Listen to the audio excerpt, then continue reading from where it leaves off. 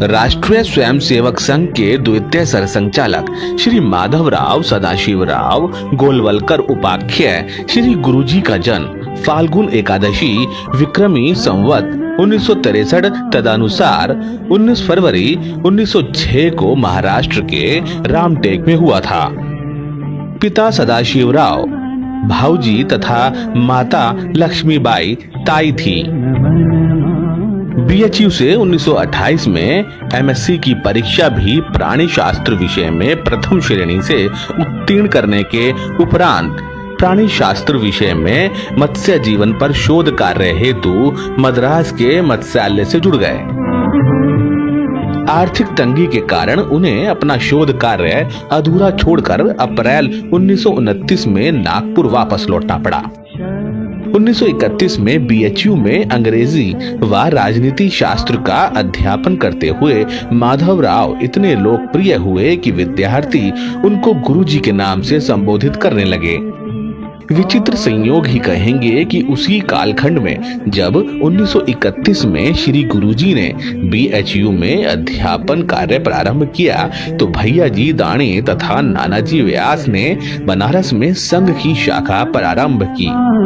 गुरुजी की विद्वत्ता, लोकप्रियता व नेतृत्व क्षमता को देखते हुए भैया जी दाणी ने संघ कार्य एवं संगठन के लिए गुरुजी से संपर्क किया, जिसका सुपरिणाम यह निकला कि संघ के स्वयंसेवक न केवल अपने शिक्षण में ही श्री गुरुजी की मदद लेते बल्कि विभिन्न अवसरों पर उनके भाषणों का आयोजन भी करते। इसी अवधि में करीब 30 स्वयंसेवक शिक्षा प्राप्ति हेतु वाराणसी पहुंचे। इन सब विद्यार्थियों का श्री गुरुजी से संपर्क था। 21 जून 1940 को डॉक्टर साहब के निधन के 13वें दिन रेशिम बाग नागपुर में उन्हें श्रद्धांजलि समर्पित की गई। नागपुर प्रांत संचालक ने नए सर संचालक की घोषणा की। उन्होंने कहा, परम पूजनीय डॉक्टर हेडगेवार की इच्छा के अनुसार श्री माधवराव सदाशिवराव गोलवलकर श्री गुरुजी अब अपने सर संचालक हो गए हैं। 1942 का भारत छोड़ो आंदोलन, 1947 में देश विभाजन व भीषण रक्तपात, हिंदू विस्थापितों का भारत आगमन, कश्मीर पर पाकिस्तान का आक्रमण, महात्मा गांधी की हत्या, संघ पर प्रतिबंध, भाषावार प्रांत रचना, 1962 में भारत पर चीन का आक्रमण, 1965 में भारत पाक युद्ध और 1971 में भारत व पाकिस्तान के बीच दूसरा युद्ध और बांग्लादेश का अस्तित्व में आना। श्री गुरुजी ने सर संचालक का दायित्व 5 जून 1973 तक अर्थात लगभग 33 वर्षों तक संभाला।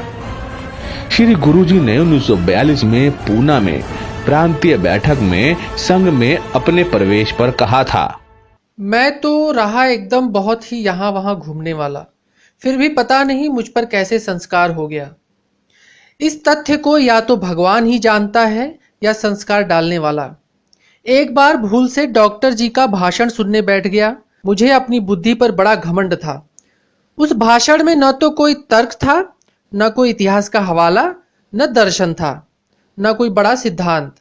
डॉक्टर जी ने कहा कि बस इतना ही स्वयंसेवक बंधुओं काम करते जाइए, निष्ठापूर्वक काम करते जाइए, प्रेम से काम करते जाइए। मैंने सोचा कि यह मात्र तोता रटंत हैं, उसका मूल्य मैंने जाना नहीं, किंतु अब सब भुला बैठा हूं मैं। उस भाषण में मुझे पांडित्य नहीं दिखाई दिया, उस भाषण में आर्द्रता थी, किंतु डॉक्टर जी का भाषण अंतःकरण की एक एक तह पार करता हुआ गहरा उतर गया। परंतु डॉक्टर जी के भाषण में हार्दिकता थी, लगन थी। मैं नहीं कह सकता कि कैसे उनका भाषण मेरे अंतःकरण में उतरता चला गया। बीच बीच में उनसे भेंट मुलाकात होती रही। डॉक्टर जी ने मेरे अभिमान को झकझोर दिया।